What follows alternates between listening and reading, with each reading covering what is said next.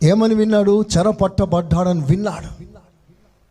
అంటే వార్త వచ్చింది.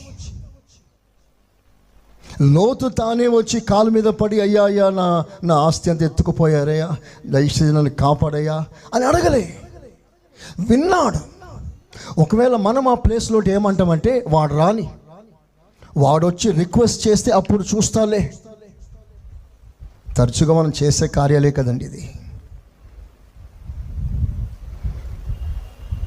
మనకు బాధ కలిగించేవాడు, వానికి సహాయం చేయాలంటే కొంతమంది చేస్తారు. ఎప్పుడంటే వాడు వచ్చి రిక్వెస్ట్ చేస్తే వాడే రావాలి, వాడే నన్ను అడగాలి.